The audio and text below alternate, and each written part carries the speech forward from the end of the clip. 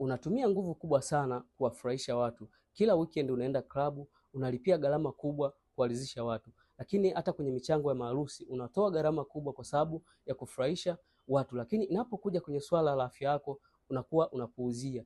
Unashindwa kutibia changamoto yako kwa sababu unaona ni kitu cha kawaida. Inapofika usiku unapitia maumivu makali ya kukojoa mara kwa mara nyakati za usiku, lakini vile vile unapitia maumivu makali ya mgongo, nyonga na kiuno. Lakini maumivu mengine ambayo unayapata kwa sababu unashindwa kumudu tendo la ndoa na kumridhisha mwenza wako, na unapata fedheha kwa sababu unashindwa kumridhisha mwenza wako. Kwa hiyo kama wewe ambao unapitia changamoto hii na unatoa gharama kubwa kuwaridhisha watu wengine, chukua hatua mapema ya kutibu afya yako, kwa sababu kadri unavyoendelea kuchelewa unaenda kusababisha maambukizi ya mawe kwenye kibofu cha mkojo, na inaweza kupelekea madhara makubwa, kwenda kuwekewa mpira wa kutolea mkojo nje ili isiende kuathiri figo zako. Kwa kama ni wewe ambaye unanisikiliza na unaangalia video hii na una changamoto hii, chukua namba zangu bio ili niweze kusaidia kuweza kuondokana na hii changamoto. Share na kwa wengine ili waendelee kujifunza zaidi.